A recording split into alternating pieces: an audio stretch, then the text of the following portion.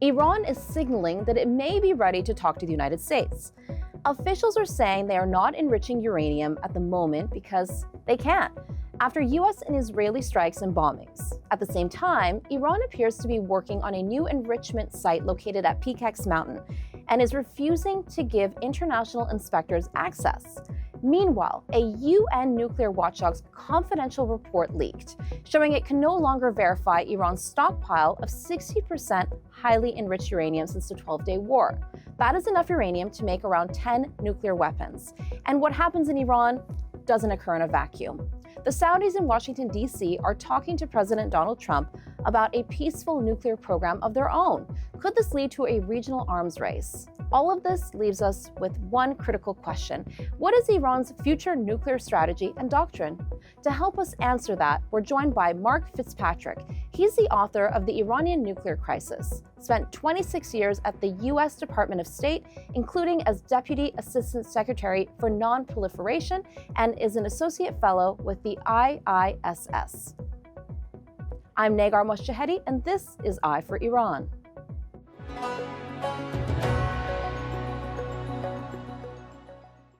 Mark Fitzpatrick, it's really nice to meet you in person. Hey, thanks for inviting me, Negar. Nice to meet you. Oh, it's a pleasure. So Mark, with all your years of experience on Iran and non-proliferation, I want to start by getting your sense of what Iran's doctrine is going to be like post-12-day war. But first, let's go with a little bit of background. The 12-day war, those US and Israeli strikes, most experts say that it didn't obliterate Iran's nuclear capabilities and rather, significantly damaged it, but delayed it. We know that, but talk to us about what impact this war may have had on Iran's psyche and its relationship with the bomb. Okay, that's a whole big set of important questions. I think that Iran's basic nuclear strategy has been consistent for several years, maybe decades even. And it's a strategy of nuclear hedging and a strategy of acquiring the capability to produce a nuclear weapon if and when somebody at the top decides to go ahead with it. So, they built up, they got close to the bomb. They never, as far as we know, according to the intelligence, produced a bomb. And then they got set back in June. But I don't suppose that they are giving up the strategy of nuclear hedging.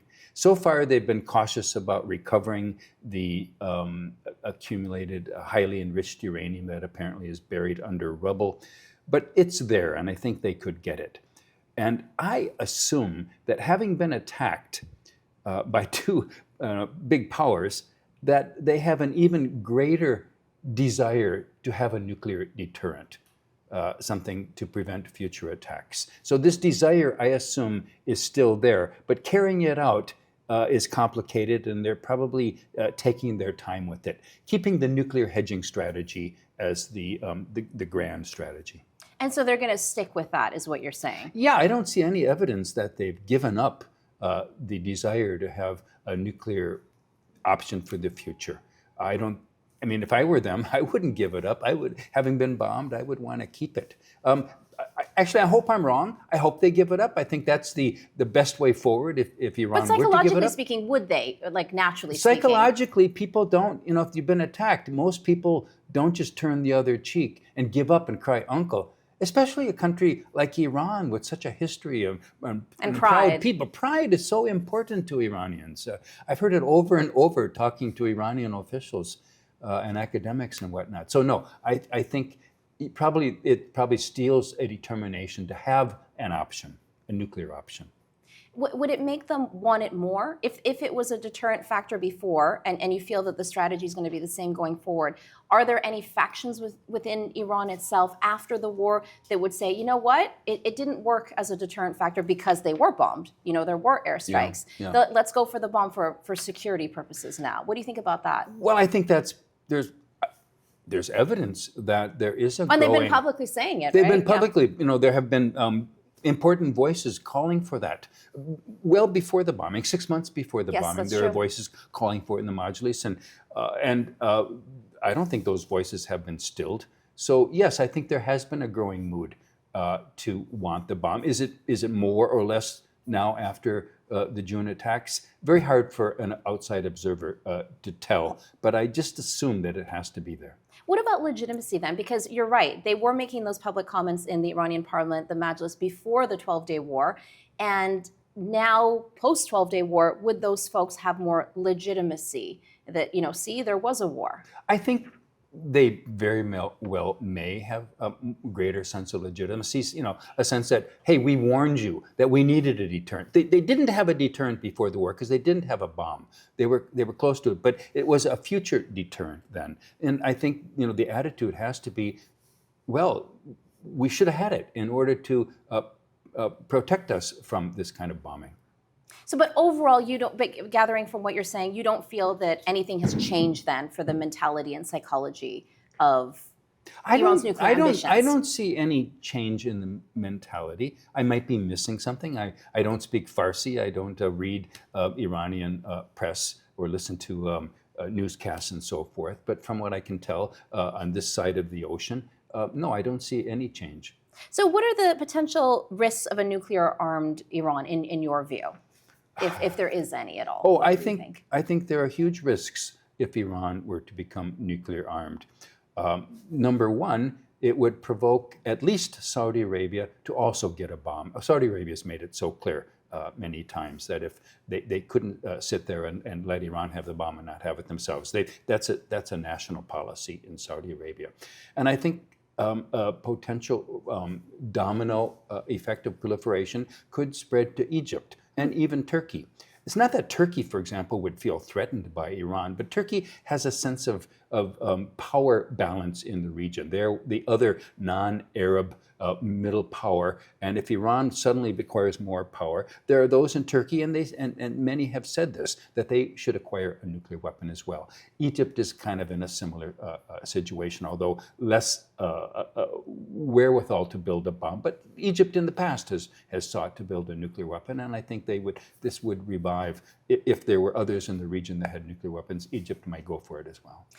So that's just one of the dangers. I think there are others. And it's interesting you mentioned Saudi Arabia. The Crown Prince of Saudi Arabia, Mohammed bin Salman, MBS, is in Washington, D.C. as we speak right now. And apparently he will be talking to Trump about many things, and one of them would be about civilian nuclear. This negotiations with Saudi Arabia over allowing Saudi Arabia to have advanced civil nuclear capability these negotiations have been stalled for years because the United States has been demanding that Saudi Arabia not have the capability to enrich uranium or to reprocess plutonium. And Saudi Arabia hasn't been willing to give up that option. And I'm a little bit concerned that the Trump administration may be inclined to give in to Saudi Arabia on this, to allow an enrichment capability. And given Saudi Arabia's stated policy to acquire nuclear weapons if Iran were to do so, I just don't see how this could, allowing them to have the technological capability to produce fissile material for a weapon would be consistent with any non-proliferation policy. So I hope Trump doesn't do that. So far, he's held the line. He held the line in his first term of 4 years, and we'll see what. Maybe there's something else he can give to MBS that would satisfy him. Yeah, we have yet to see what comes out of those talks and negotiations. But if they were to, what impact would that have on Iran and the U.S. and their negotiations? Because it seems like Trump is like zero enrichment, and Iran was saying, well, we do want some enrichment. Oh yeah, Iran consistently has demanded at least some enrichment. It's become so fundamental to their concept of what a modern, aspiring power should have, not to give up this technology. So I don't see Iran in any circumstance giving up the enrichment option. There might be ways that they would accept limited enrichment or maybe do it on an offshore island or something. I think those should be explored. But if Saudi Arabia is allowed to enrich, obviously it would strengthen Iran's demand that they have that option as well. So you could potentially see like a nuclear regional arms race? Well, how viable is that fear, if at all? Okay, so The arms race is one of a technological arms race. If Saudi Arabia has an enrichment capability, then not just Iran, but other states in the region will say, well, we should have it too. The United Arab Emirates is the key state here that has given up enrichment, but their agreement to give up on enrichment is kind of conditioned on others not having it, and others not having a better deal. So if Saudi Arabia gets a better deal with the United States, I think you would see UAE ripping up their agreement and demanding it as well. And then you'd have, Turkey and as I say, Egypt also wanting this option for the future. And what about negotiations in general right now between Iran and the United States? Because now the news of this week is Araghchi, the foreign minister of Iran, and one of the advisors to Khamenei, Kharazi, saying that, you know what, we would talk to the United States if we are respected and, they provide dignity and respect to us. Yeah, they've never given up on keeping open some door to negotiations. They've always said indirect talks. They have this bugaboo that they can't talk directly to the United States. It's quite childish, actually. And I don't know if they've said that they would overcome that childish preoccupation not to talk directly. But anyway, you don't have to talk directly to have negotiations. They could proceed. The question is, what are you going to talk about? If the United States is still saying no enrichment, as will be the Trump policy, I don't think Trump is going to give up on that. They're not going to budge on that. And Iran's not going to budge either. What's there to talk about? I could suggest things they could talk about, as I mentioned, enrichment offshore, or through a consortium of other states, so that Iran doesn't have a monopoly on or sole possession of the technology.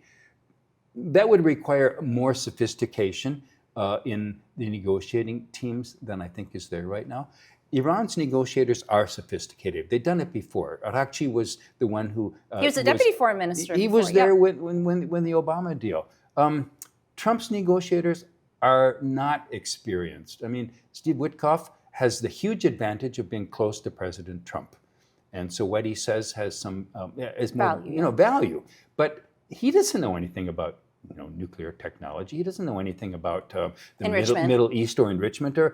So he has repeatedly made statements or made offers to Iran or accepted tentative deals with Iranian interlocutors and then had to walk it back. He'd come back to Washington and I'm sorry, I can't do that after all. There was that Fox News interview, I believe, where Mr. Witkoff had said something along the lines of, yeah, we'll allow some enrichment. Yeah, and then the next day, no, it's not. So I can't do that. So I wish that the Trump team was more sophisticated. I mean, there are some people still left in the U.S. government who know a lot, and some of them have been supporting Witkoff, but some of them have been fired. It's kind of amazing the degree of expertise that's been just dismissed in the Trump administration. So what is this all going to lead to then? If Iran isn't going to budge, if the U.S. isn't going to budge, if Israel still sees Iran as an existential threat, what are we left with? I think what we're left with is temporizing. That the situation today is actually no enrichment. It's no enrichment because their enrichment facility was bombed. So there hasn't been any enrichment in Iran. Which the foreign minister of Iran came out and said. He said, we're not enriching for now because we can't. Yeah, they can't. So it's been almost like a 6-month pause on any enrichment. And this is going to continue because if they try to reconstitute the enrichment capability, it'll probably be discovered because they have such poor operational security. The Israelis will discover it, and then Israel will bomb again. Similarly, if they try to recover the canisters of the highly enriched uranium, 80% highly enriched uranium, Israel will probably see it and take action. So Iran is kind of stymied. They have to figure out how to get stuff out of the rubble without Israel seeing it, how to reconstitute, turn on some enrichment facility buried in a mountain. And they do have one that they're building, so they will be able to do it. But for the time being, they can't. And so... But they're trying, right? Like you said, there's evidence that they're moving things to Peacock's Mountain, I believe. Certainly, they're trying to supply Peacock's Mountain with the facilities to enrich, but they're not enriching there yet, as far as I can tell. Maybe they are, but they don't have any feed material for it because it's been destroyed. So what I say is temporizing. You know, a lot of diplomacy, I'm a former diplomat, and I remember one lesson, I can't remember who said it, but that a lot of diplomacy is just about buying time. Huh. You know, keeping things as they are from, you know, keeping them from exploding or from getting worse until something comes along that will positively change the situation. And I think, you know, it's not an ideal situation with Iran at all, but I think it's the best we can hope for the time being. So the theme is temporizing. This is a new word that I've... This is my theme, yes. That's interesting when it comes to Iran, and also that their doctrine hasn't changed much then. Their doctrine hasn't changed, but the circumstances have changed that they can't do what they'd like to do. For now, again, because we're For temporizing, now, like yeah. you said. So what does this mean for Iran going forward then? Well, so how long the temporizing can last? That's what I'm wondering, because it can't last forever. Probably not. And how much do you think, evidence-wise, how much did it set them back anyways? Oh, how much it set it back? Well, because that will help us determine temporizing. Yeah, that's a good point. Okay, so let's just look at this. Natanz and Fordow have been severely damaged. There's certainly some equipment there, especially at Fordow, which is buried so deeply, that Iran could grab, but I don't think they could get started there without Israel bombing again. That's the big factor. Now, can Israel bomb again for the next 10 years? Probably not, because eventually Iran will also reconstitute its air defenses. Yeah. You know, they were totally unable to stop Israel, and those air defenses are going to be put back in place, and so eventually Israel may not have as easy a time. So the temporizing can't last 10 years, I don't think. No. But other things will happen. That's what I said. You kind of hope to keep things calm until something else happens. And the other thing that most likely will happen in the next 10 years is the supreme leader will be replaced. He'll die eventually. He'll die eventually, and 10 years seems like a reasonable time. You know, odds are probably it'll be worse than him, but maybe it won't be. And so maybe the government. And meanwhile, you do see, you know, we talked about this a little bit before the interview about a growing shift in Iran. Yes. Away from the hardline attitudes of the revolution. So these societal changes maybe will be the factor that will change while the nuclear program is on hold. Yeah, and the society has changed and is not putting up with that kind of dogma anymore. I hope so, yeah. And the other big news this week was that there was leaked documents from the IAEA, the UN nuclear watchdog, that essentially there is no oversight when it comes to Iran, and they were talking about the missing highly enriched uranium at 60%, the more than 400 kilograms. What do you make of that? Well, it's. I don't think it's anything, you know, that was unknown. The IAEA doesn't have eyes and ears on what happened to Iran's. It's 80% enriched highly, no, 60. You're right, 60 HEU. Enough for 10 weapons worth of at least bombs. 10, yeah. And nor do they have any eyes and ears on the status of the enrichment facilities. Then there's that new facility being built in the mountain. So the IAEA is really blindsided right now, and it's as a non-proliferation one. I'm quite worried about that. If you don't have custody of a chain of custody of knowing what's there, it's very hard to maintain the continuity of safeguards. You know, if Iran were to somehow get that HEU out of there without the IAEA knowing about it, well, then they'd be off to the races. So how concerned are you? So I'm not as concerned as I would be if the canisters of HEU were readily available. I think, as I said, that Israel would do something if Iran were to try to retrieve them. And I'm not calling for another attack on Iran, but the reality is that Israel has the capability and the intention, the will to do it. And I think for the time being, I'm not as concerned as I would have been under different circumstances that the IAEA doesn't have full access to. Given material. Israel's reach, then? Because Israel's reach provides another way of ensuring that Iran doesn't do anything with the HEU. So is this U.S. policy now then, kind of deflecting it to Israel? How would you describe it? That's a good question. Yeah, I think in a way it's probably not a enunciated policy, but it's a de facto policy that relying on Israel to take care of things, and then the United States stepping in as needed. And how effective is this? Like, I'm curious for your thoughts even on the 12-day war. Did it make things better or worse? Did it make things better in the sense that in your words, it led to temporizing? It certainly made things better in the sense of providing temporary relief from the problem. But over the long term, no, I don't think it made things better, because I do think, as we talked earlier, that it probably strengthened the impulse in Iran to have a nuclear option as a deterrent. I think it must make them more desirous of this. And so that does make it worse, I think, in the long term. And in terms of the timing, was it needed? Was it needed in terms of the timing? Because did the security threat go up? Was there something? Because I believe that in terms of their nuclear capabilities, things hadn't changed at that point in time when it happened. So short answer, I don't think things had changed so much that there was a need to take action to stop it. Now, Israeli analysts and Israeli government officials point to some evidence that Iran was doing something, working more about weaponization.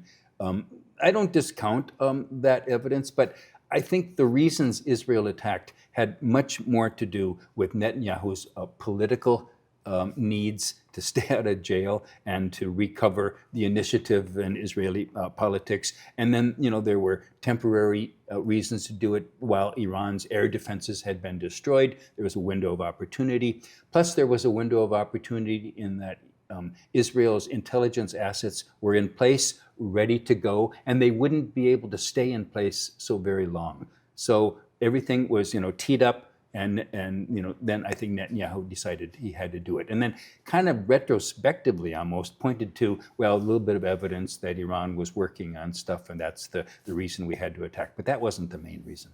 But going back to this and your expertise, was it necessary? Was it necessary to attack? It wasn't necessary. Iran wasn't building a nuclear weapon.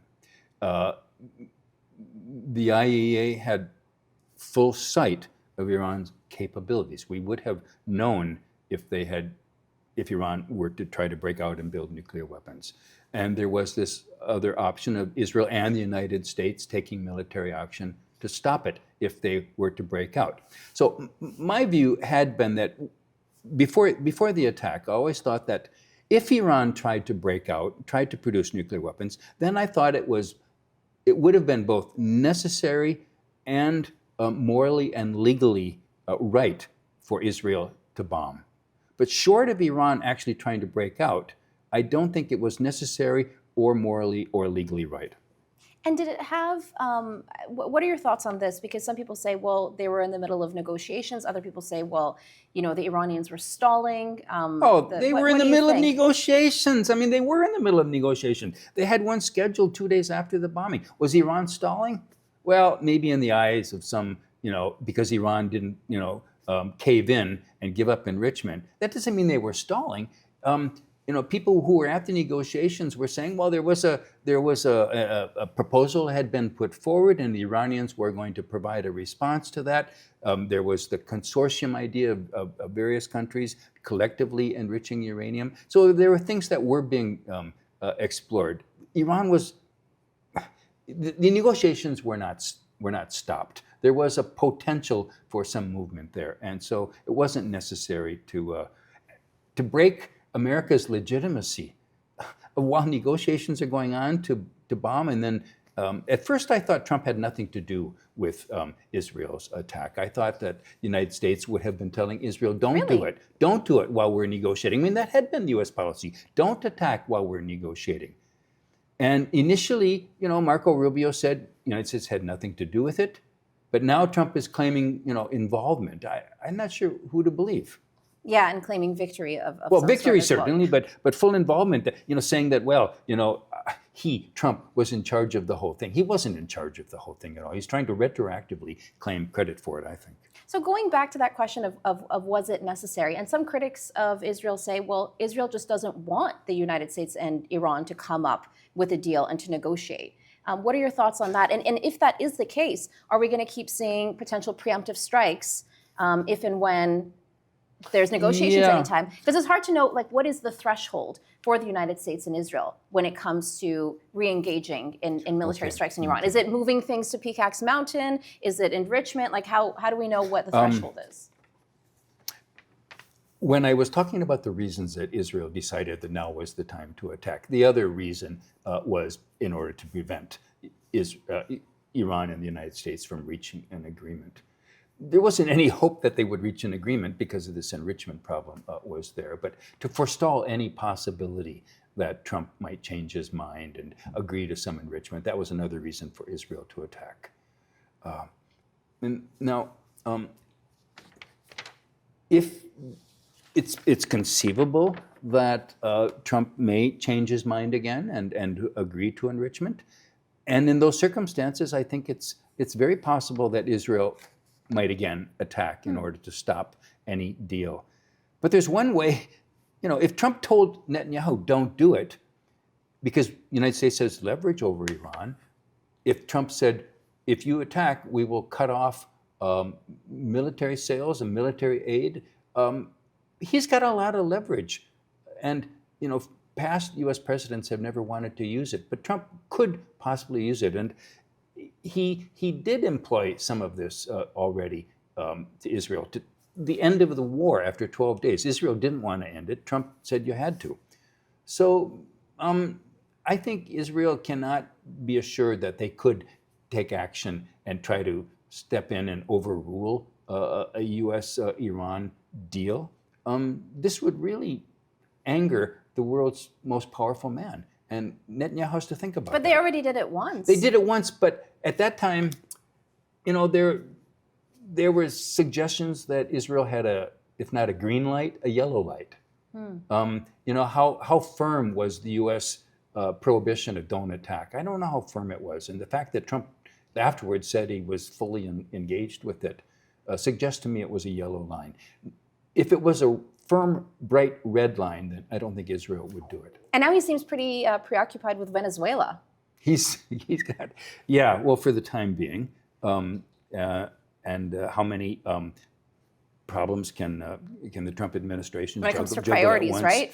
They have to set priorities. But anyway, there's no serious negotiation going on with Iran. So there's no. And you don't think there will be, given the red lines on both sides? I think it's possible, just because Trump is so mercurial and open to changing his mind. You never know, right? And if he thought this was the path to a Nobel Peace Prize, I wouldn't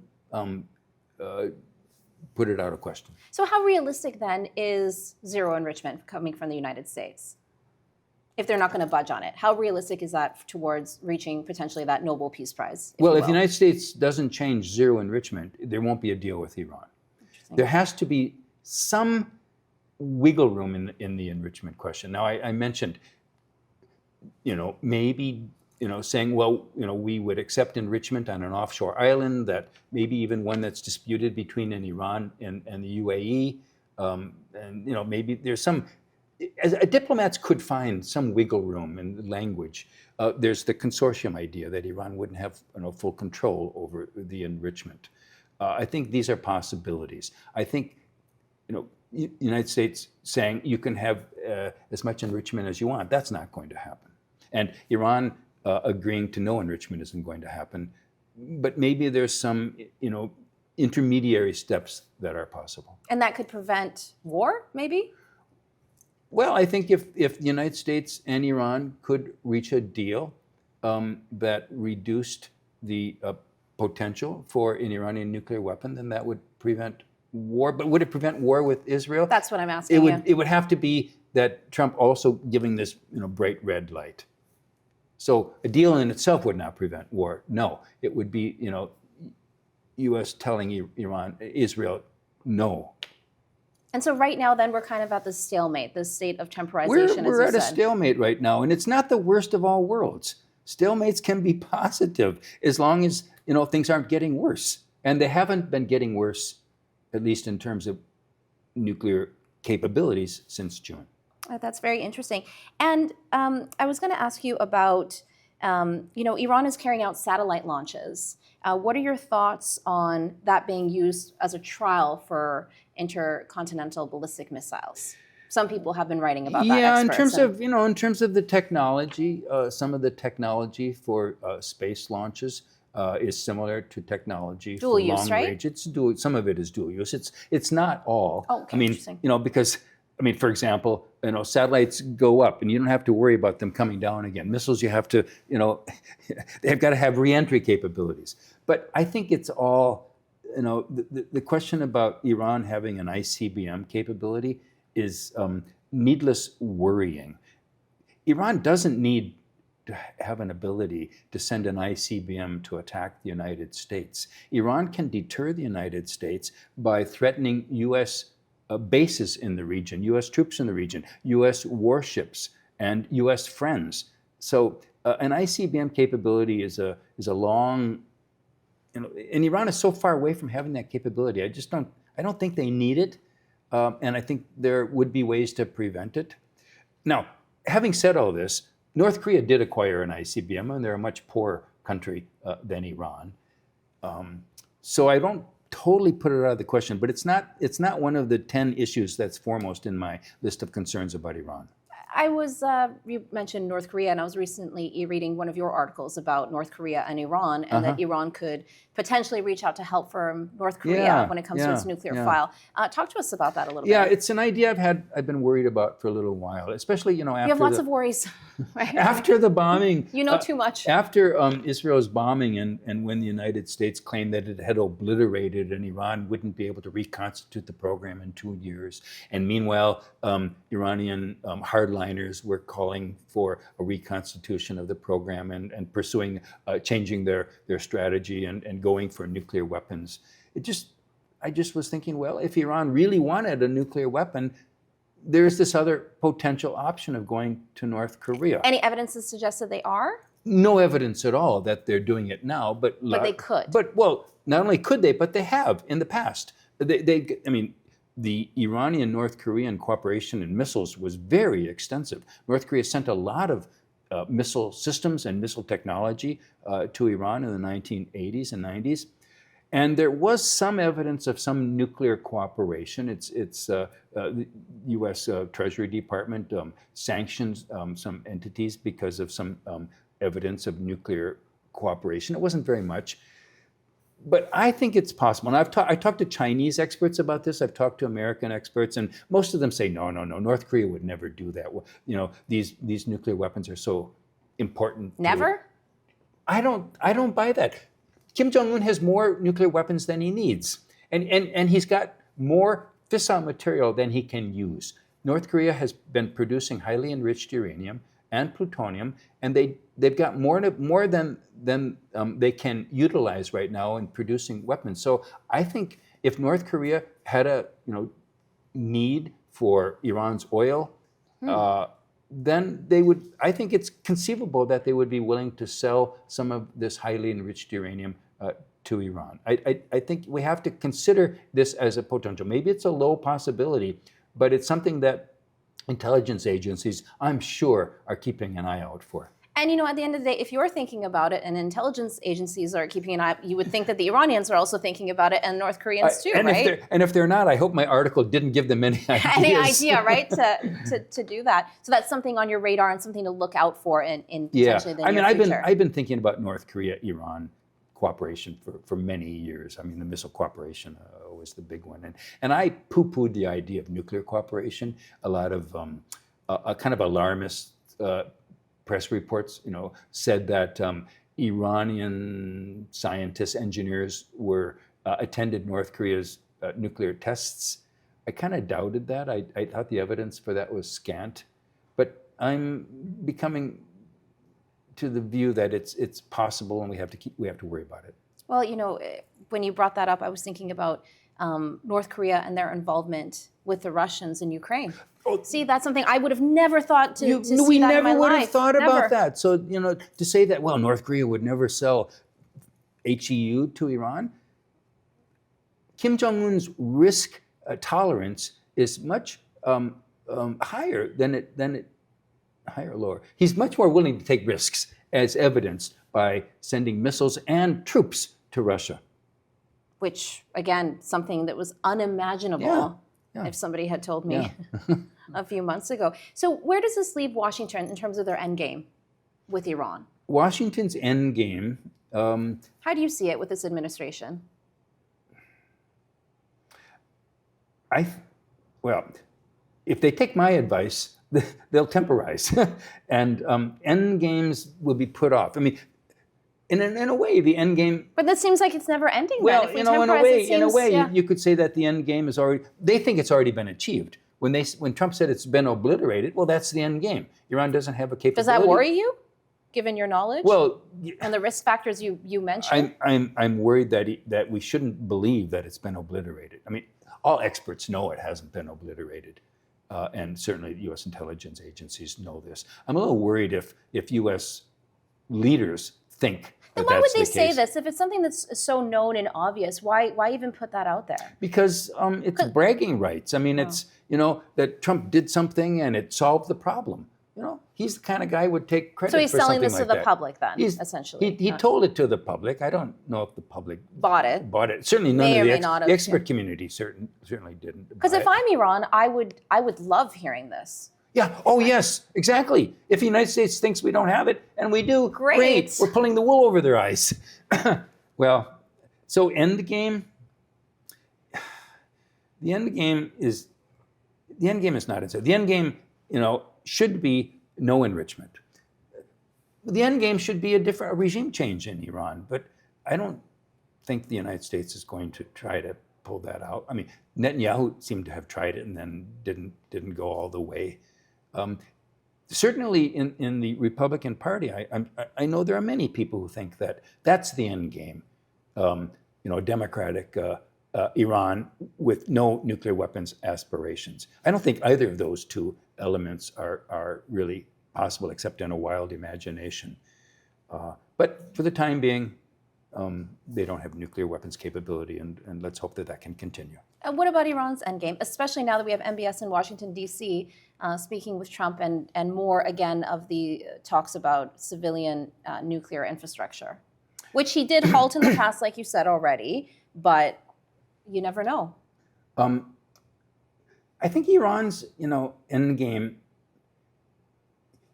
there are various, there are various aspects. It's a multifaceted issue, right? And one of them is Iran's relations with its neighbors, with Saudi Arabia. That's a huge one. And the fact that has gotten so much better for Iran, well, for both countries over the last just short few years, suggests that Iran is playing its cards not so badly in terms of regional diplomacy. And if that can continue, well, good. But Iran's end game is to continue the nuclear hedging strategy. They're not going to give that up. And so I go right back to what I said at the beginning, maintaining that capability. Maybe Iran will be willing to trade away the canisters of highly enriched uranium in exchange for total sanctions relief, while maintaining the capability to build more enriched uranium. And does nuclear hedging, does that in some ways involve, in terms of its characteristic, to have ambiguity? Oh, it's all about ambiguity. Nuclear hedging is all about, the other side doesn't know exactly what we have, doesn't know, exactly our intentions. The ambiguity, yes, is in the decision making, and we ourselves might not even know exactly whether we want to produce nuclear weapons today or tomorrow or when, but we certainly want the capability to do it. And I just have one final question. There are some reports, I don't know how strong the validity is, that the Americans might consider having some sort of nuclear capabilities within Saudi Arabia itself. So not that the Saudis would be in control of it, but the Americans would be. Have you heard this? I thought I would ask you just in case. I don't know how legitimate the reports are. Well, so the idea of U.S. having an involvement in another country's nuclear capabilities is not a new idea. And if it were, so Saudi Arabia, the United States allows some enrichment on Saudi soil, but the United States has control over it. Yes. It's in a black box, so to speak.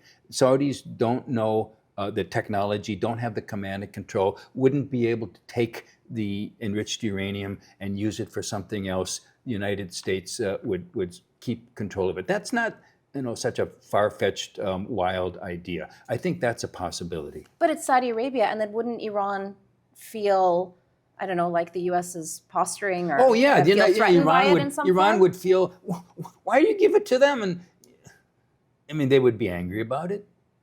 Could they do anything about it, though? Could they do anything about it? I don't know.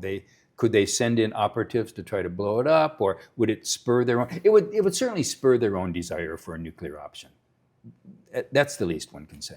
Is there anything that you wanted to talk about that you'd really like to get out there, Mark, that we haven't touched on the subject that you think would be great? Let's pursue the possibility of Saudi Arabia having an enrichment capability on its soil. And I mentioned that the United States might try to black box this and not let the technology out. But there is, thinking through, what if Saudi Arabia were to say, after the technology in place, after enrichment is going on, if Saudi Arabia and the United States were to, get angry at one another, and the Saudis say, we're going to nationalize this facility, and the United States technicians would have to leave, and the capabilities would remain, and the Saudis would, find out how to use it. That's the danger of this option that I wanted to just also mention. That for the time being, Saudis and the United States have great relations, but for now. But we've seen many countries throughout history, break apart and nationalize and seize assets, and this could happen.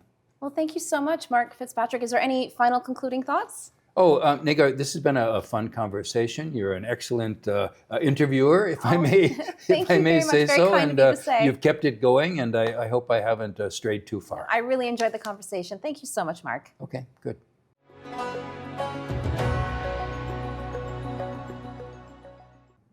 You can sign up for our weekly briefing newsletter at iranintl.com/newsletter. We deliver what you need to know with top stories, key analysis, and exclusive reports direct to your inbox. The Eye for Iran podcast series is brought to you by Iran International, your go-to destination for expert Iranian news in both Farsi and English. For more, you can head to our dedicated English website, iranintl.com/en.